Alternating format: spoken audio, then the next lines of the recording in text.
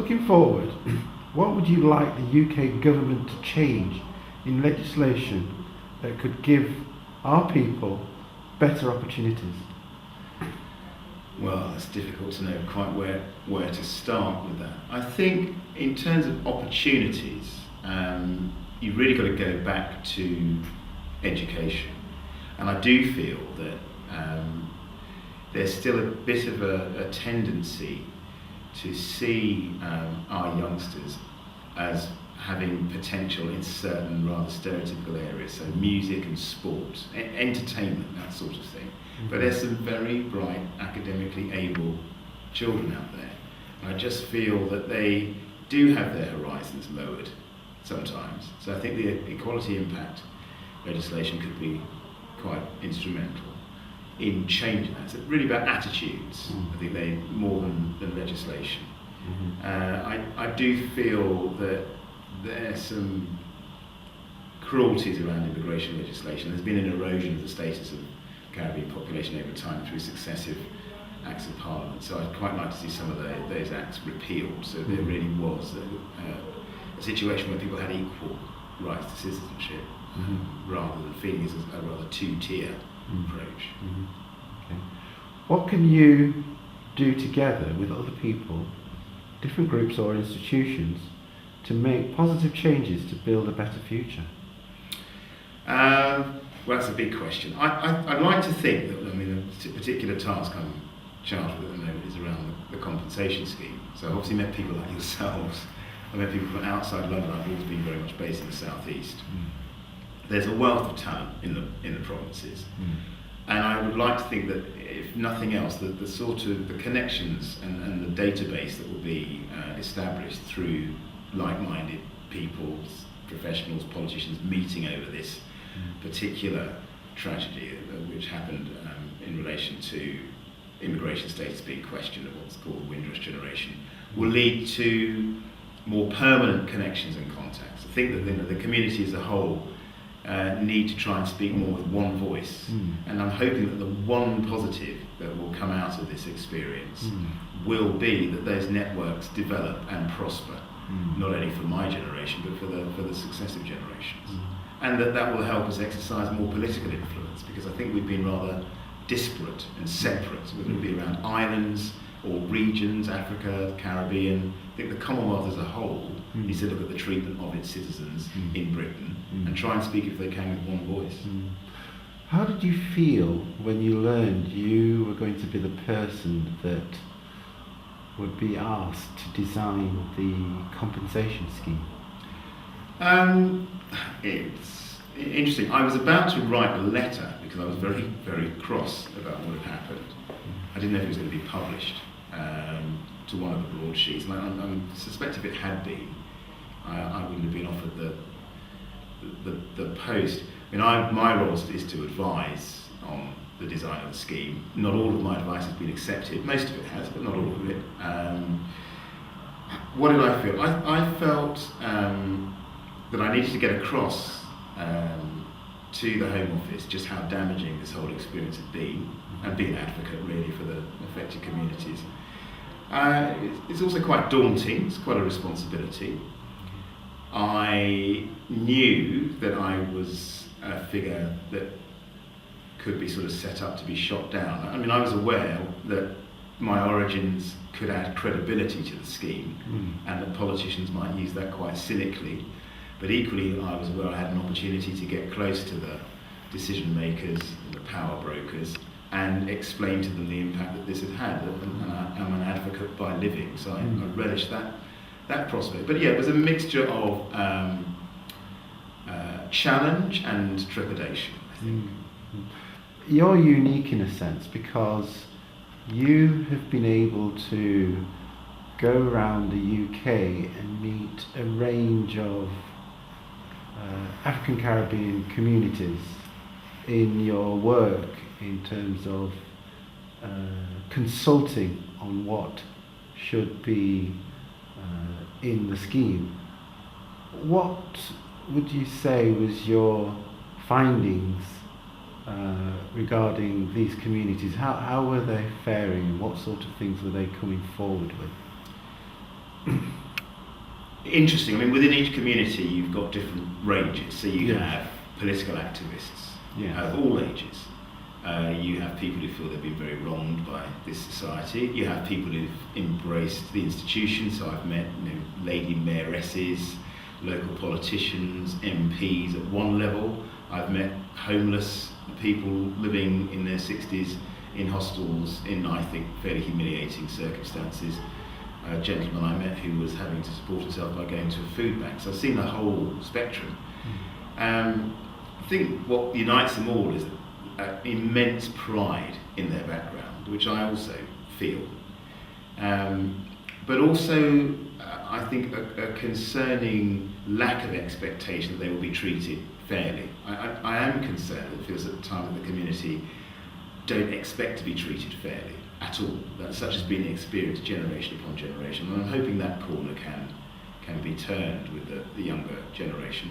I think the other thing that's been very interesting is that how little people have said about their experiences to each other. They've actually been more forthcoming to journalists than they have been at times to members of their own family. So I have met a gentleman who didn't have his immigration status sorted and told his wife for 5 years that he had a fear of flying, rather than say that he hadn't got around to sorting out his immigration status. I also met two ladies in their 60s who'd been at primary school together, both threatened with deportation, had never discussed it because they both felt embarrassed. So there is a stoicism there, but I'm not sure it's necessarily the most positive thing. I think people need to be more connected, because the very first person who was affected in terms of denial of immigration status, we should all have known about. And then through organisations or through our collective experience, we perhaps could have stopped this scandal developing as it did. So I hope that's a lesson that's learned. The community needs to be a bit more open with each other as well. Now, the scheme has been announced. Yep. You've made your recommendations.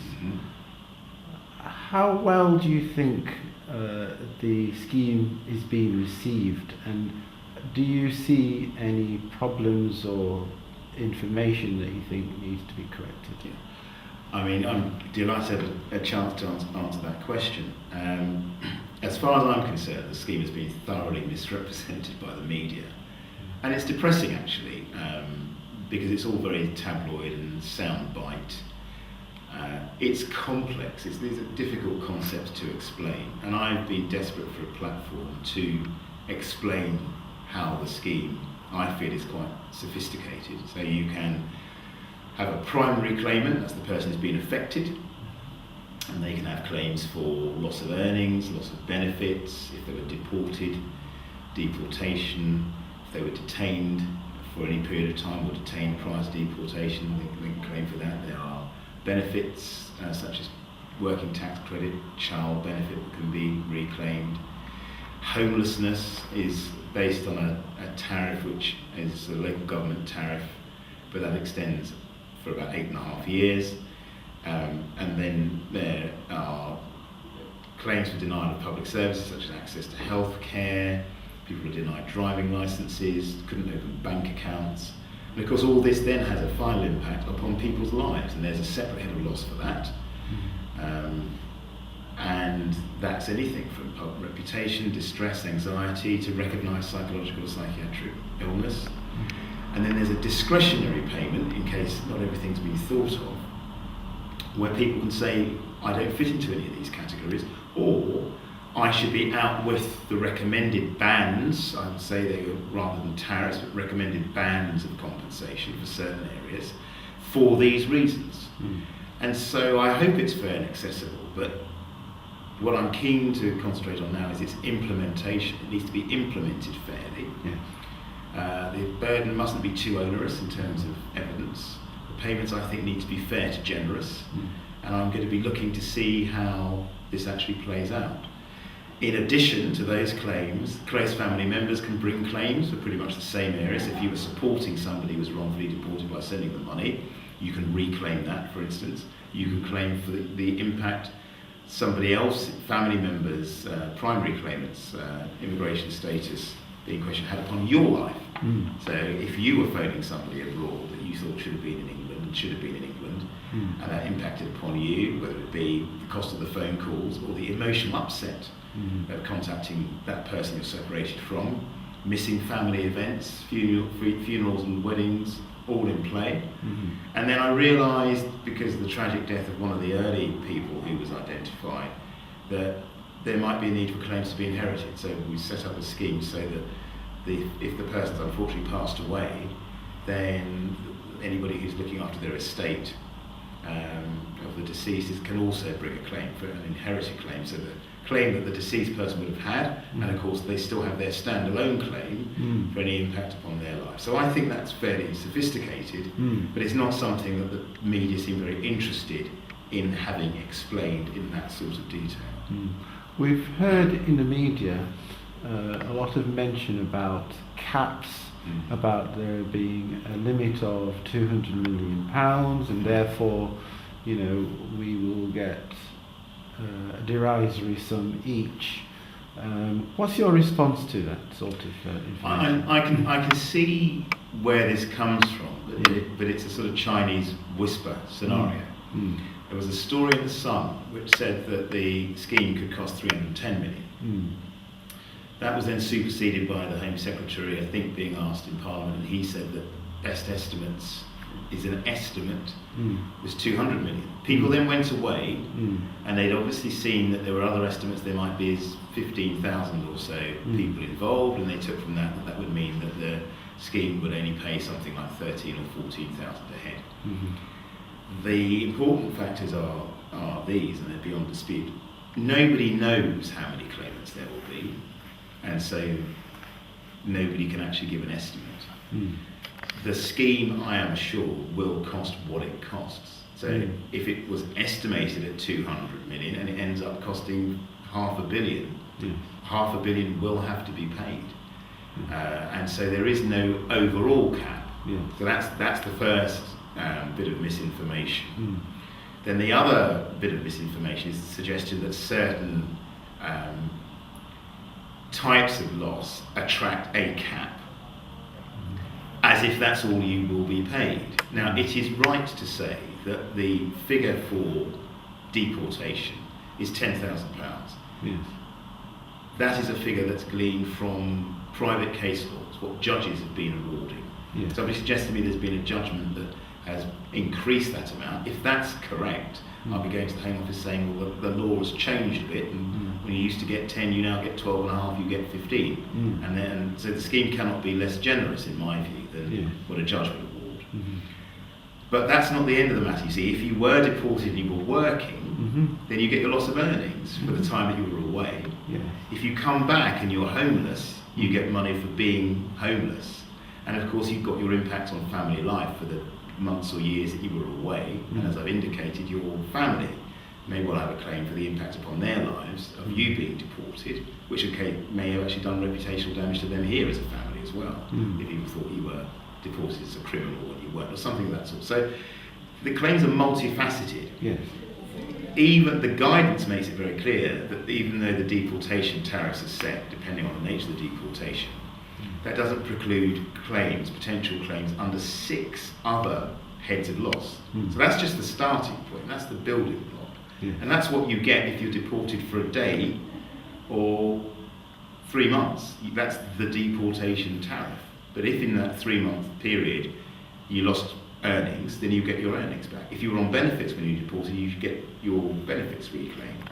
And so there are, as I said, these are very multifaceted, but nobody seems interested in giving me the time or the space to explain, and I suspect that the easiest way of doing it will be through worked examples, which we've already discussed. So it's very interesting for me to come in and say, we have somebody who had these issues, how does that fit into the compensation scheme?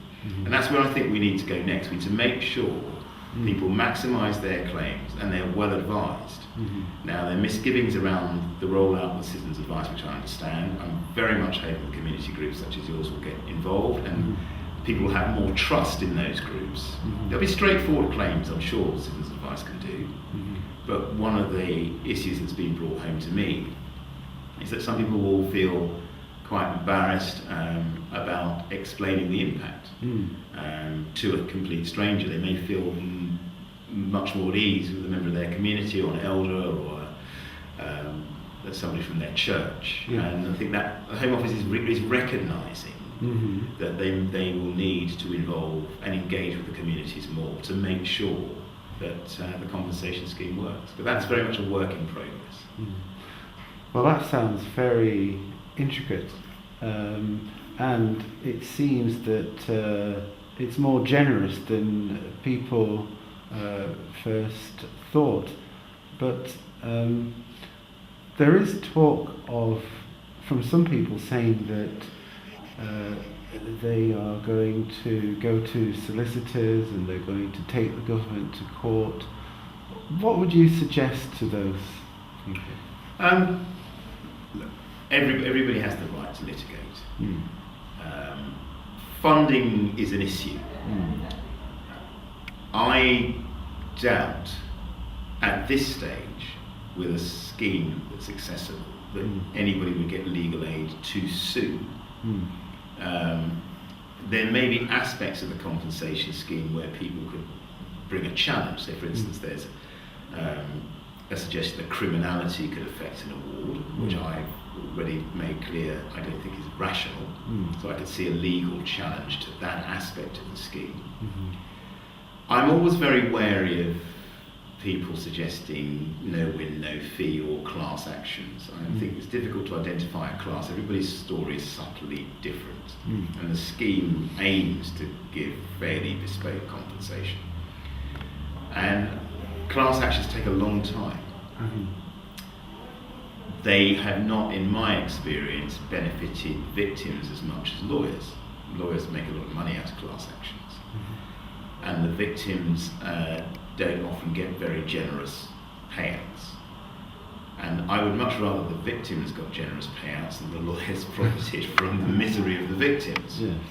But I also appreciate that there is a very real concern that people may need legal assistance to make the most of their claims.